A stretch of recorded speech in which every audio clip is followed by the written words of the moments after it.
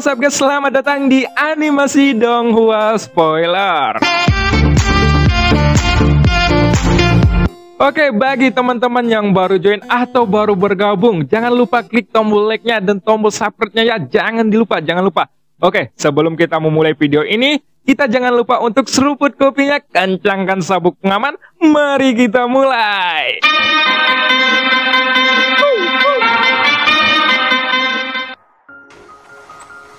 Pada episode sebelumnya diceritakan, Xion memasuki aula langit ke-9. Namun di belakangnya, sang Ratu Kuil Kuno juga mengikutinya. Setelah tiba di sana, Xion pun memanggil Goyan untuk memecahkan segel di sekitar. Tak lama kemudian, akhirnya segel pun telah dihancurkan. Lalu, muncullah sosok Chaoku yang selama ini dicari oleh Xion. Kemudian, setelah berbincang, Xion pun menerobos ke ranah Kaisar Keabadian di langkah ketiga tanpa ia sadari. Dan scene pun berganti. Tunggu aku di luar, aku harus bertemu teman lama, ucap Xion sambil berjalan keluar dari aula. Dan sang ratu pun menyetujui keinginan Xion. Tapi, ini adalah tindakan yang tidak bisa dilakukan olehnya, dan jarang bagi Xion untuk menatap langsung mata sang ratu. Bahkan sepertinya, Xion belum pernah berbicara dengannya seperti ini sebelumnya. Meski terkesan sangat arogan dan sombong, namun kata-katanya ini membuat siapapun merasa takut untuk membantahnya. Kemudian, begitu Xion keluar dari aula tersebut, dia pun langsung menghilang dari pandangan sang ratu. Sementara itu, ketika Chaoku menatap punggung Xion yang perlahan menjadi samar, matanya pun menunjukkan kegembiraan. Apa yang terjadi selama ratusan tahun ini ketika Jin Taiwei menyegelku? Betapa indahnya cerita yang sudah aku lewatkan, ucap Chaoku sambil berteriak di dalam hatinya. Tentu saja, sampai sekarang dia tidak menyangka bahwa Xion yang sebelumnya masih menjadi sosok dewa pertempuran tingkat rendah. Kini, ia menjadi makhluk yang sangat dihormati oleh semua orang.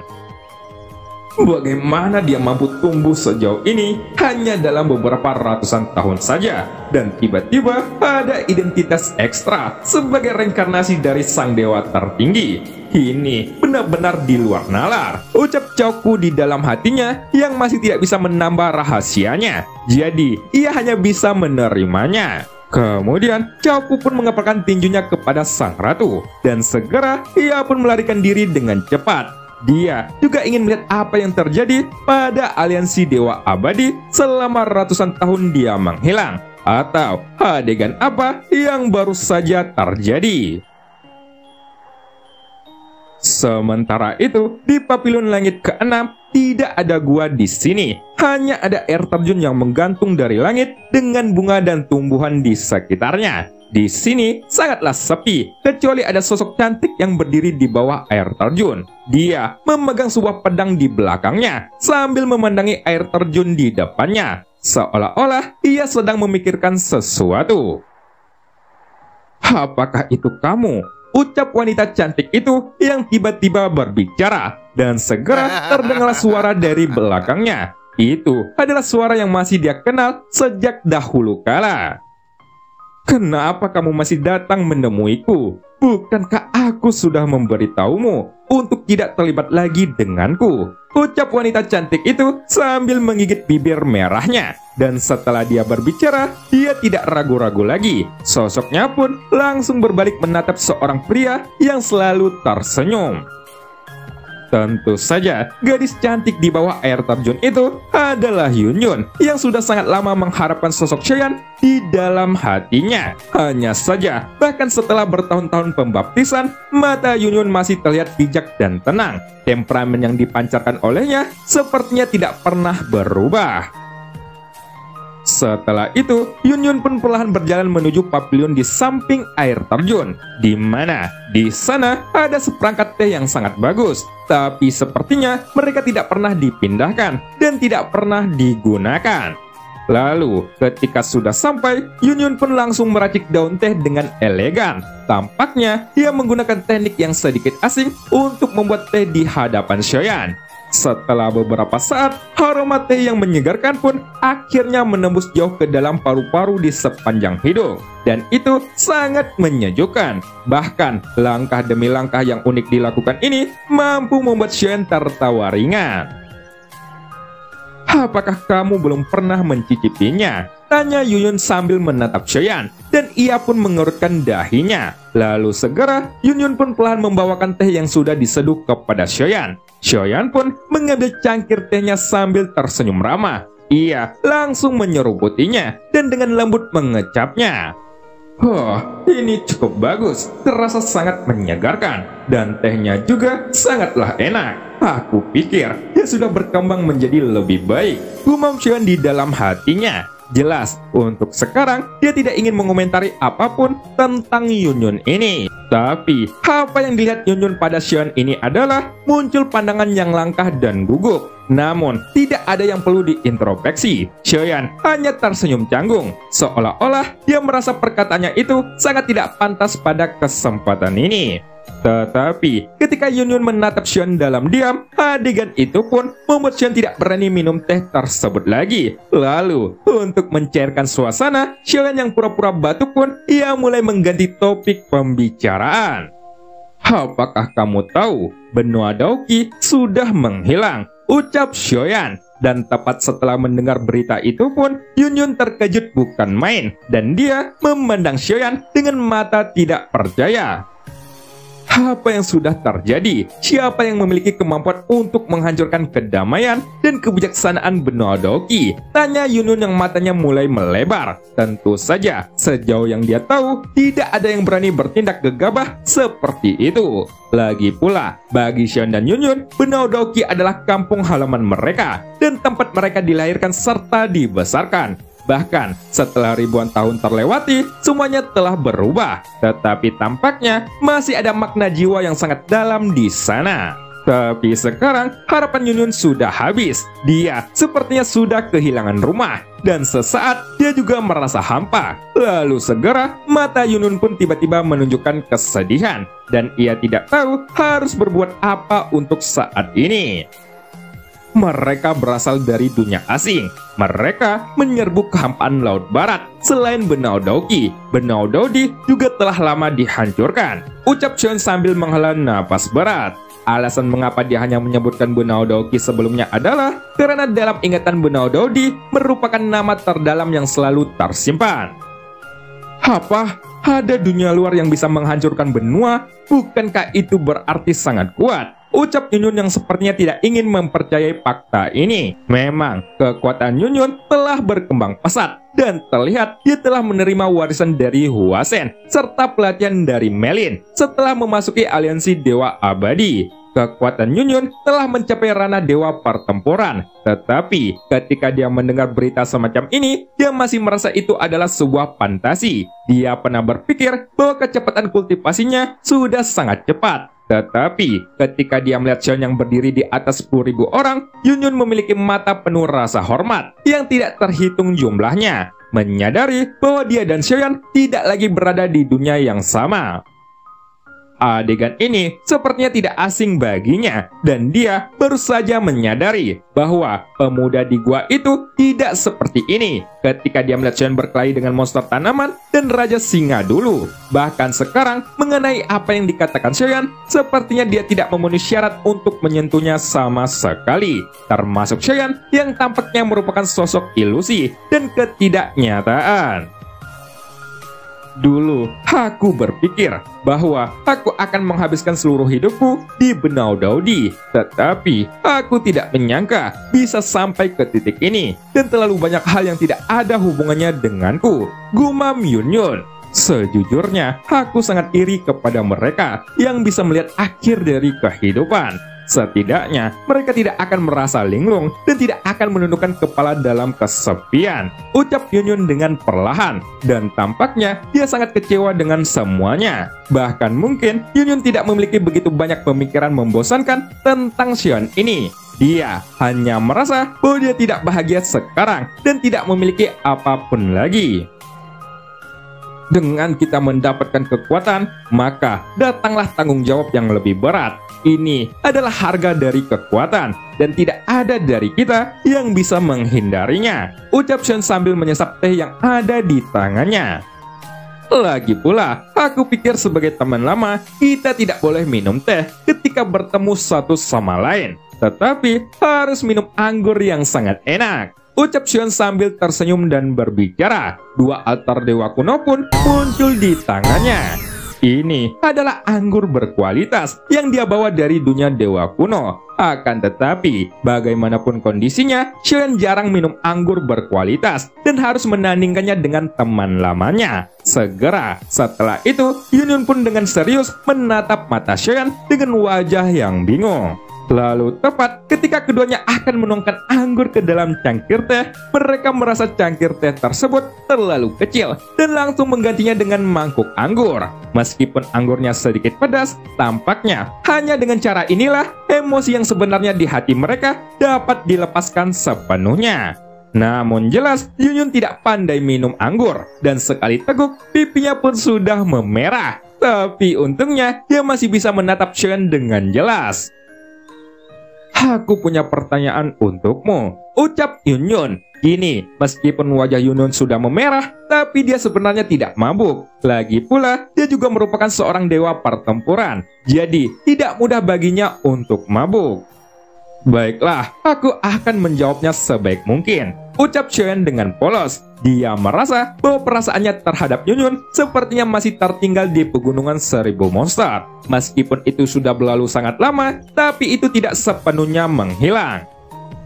Ketika dulu aku diculik dan diselamatkan, apakah kamu yang menyelamatkanku? Tanya Yunyun. Tapi faktanya, Yunyun tidak memiliki banyak ingatan.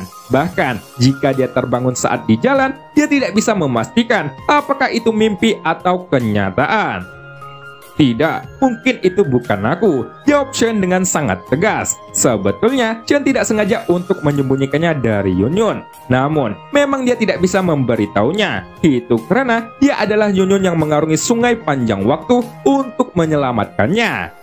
Menurut waktu normal, apakah Yunyun masih hidup atau tidak, itu akan menjadi masalah. Dan ini pasti akan menimbulkan efek berantai. Jika Xion mengatakan yang sebenarnya kepada Yunyun, kemungkinan efeknya akan segera terjadi.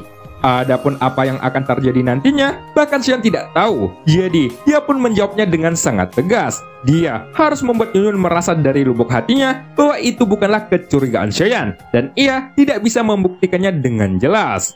Aku belum pernah berkunjung ke sana, ucap Xion sambil menggelengkan kepalanya dan terus menyangkal kata-kata Yunyun. Lalu, ketika Yunyun menatap Xion yang menjawabnya dengan tegas, dia sepertinya menyadari bahwa Xion tidak berbohong dan matanya tiba-tiba menjadi penuh dengan kesepian.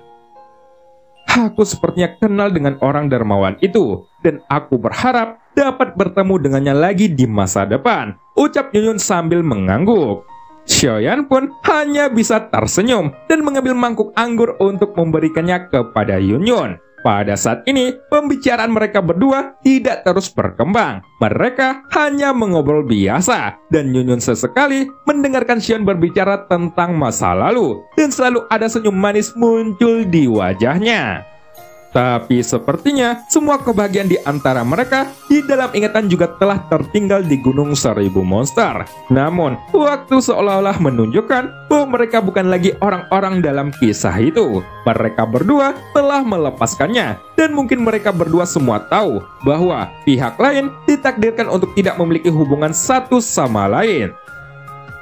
Dengarkan saja apa yang hatimu katakan. Masih ada master yang baik. Terus bekerja keras untuk meningkatkan kekuatanmu dan lakukan apa yang kamu inginkan. Terlepas dari apakah dunia ini hancur atau tidak, jangan hiraukan itu, ucap Xion yang sudah minum banyak anggur. Keduanya benar-benar seperti teman lama, saling memberkati dan saling menasehati.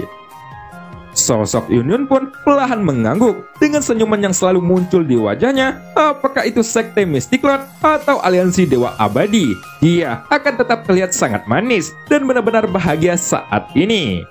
Singkat cerita, anggur pun habis tak tersisa. Kedua sosok itu pun minum banyak anggur, dan tidak ada yang dapat menghilangkan alkohol di tubuh mereka. Lalu, karena Yunyun tahu bahwa Xion akan pergi, maka dia tidak ingin melihat Xion meninggalkannya, dan ia memilih untuk mabuk lagi. Apakah kita teman lama yang sudah bertahun-tahun tidak bertemu? Tanya Yunyun sambil meraih mangkuk anggur dan menatap Xion sambil tersenyum. Pandangannya sudah sangat lemas dan sayu. Dulu kita sepertinya berusaha keras untuk saling mengejar, tetapi hasil akhirnya masih penuh dengan penyesalan. Ucap Xion yang juga memandang sosok Yunyun dengan pandangan khawatir, seolah-olah dia sedang mengingat ketidakberdayaan mereka berdua. Dari sudut pandang ini, mereka sepertinya hanya berteman, dan mungkin tidak ada yang menyangka bahwa mereka bisa sampai seperti sekarang ini. Adapun kisah di antara mereka seharusnya sudah berakhir di benua Daoki, tapi sepertinya mereka tidak bisa melepaskan satu sama lain, sama seperti Xiaoyan yang masih memilih untuk bertemu Yunyun sebelum benar-benar pergi.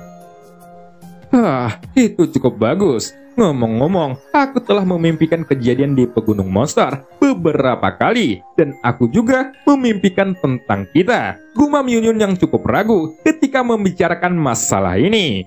Namun, setelah itu, Xion mendapati bahwa pipi Yunyun sudah memerah, tapi dia tidak pernah tahu perasaan Yunyun untuknya. Itu karena ketika ia masih muda, Xion merasa tidak peduli dengannya, dan Yunyun juga memiliki misi sekte. Memang tidak ada yang salah, hanya saja mereka bertemu di waktu yang salah.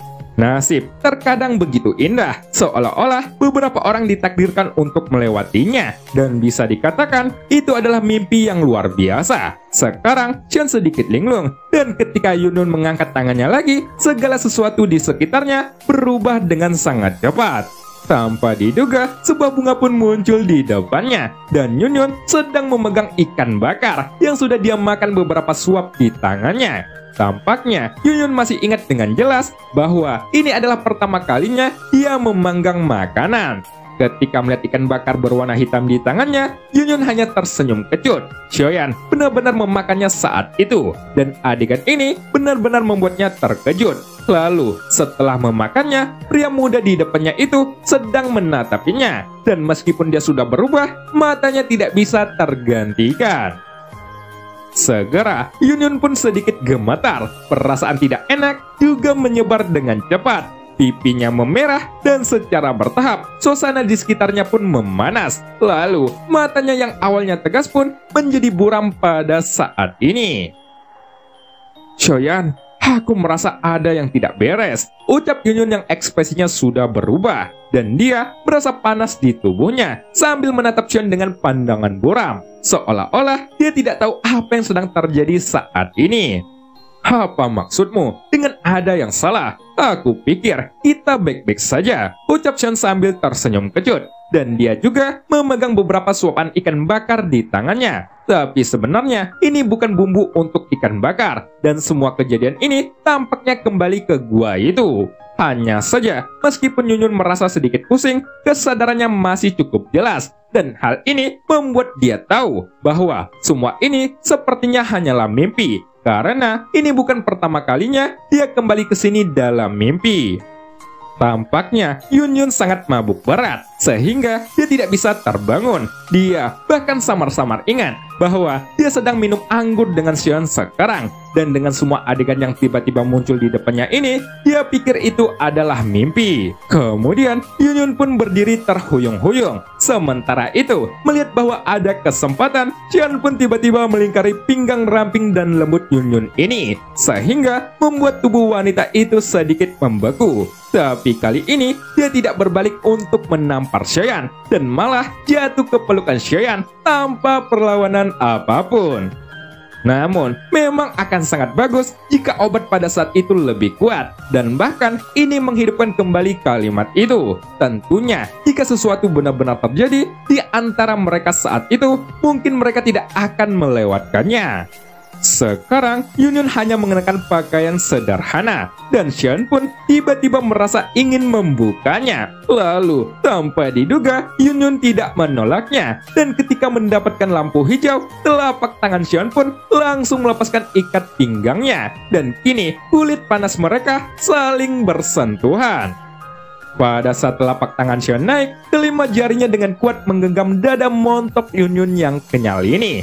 Jelas ada sensasi sentuhan ekstrim dari telapak tangannya, terutama ketika Xion menyentuh titik yang sedikit mengeras itu. Itu membuat Neng Yunyun seperti tersengat listrik. Dengan Yunyun yang mendesah perlahan, suasana pun menjadi tak terbendung, dan dia mulai berpikir di dalam hatinya, mengapa dirinya belum juga terbangun. Itu karena meskipun ada mimpi sebelumnya, adegannya tidak lebih dari ini, dan malahan mimpi ini membuatnya merasa sangat nyata. Tetapi, terlepas dari keraguannya, perasaan tidak berdaya di seluruh tubuh Yunyun semakin bertambah kuat. Dan setelah tubuhnya terasa panas, sepertinya dia sudah lepas kendali. Dan tampaknya, karena kulitnya ini terlalu halus, pakaiannya pun langsung lepas dengan sendirinya. Dan akhirnya, tubuhnya yang telanjang terlihat sepenuhnya.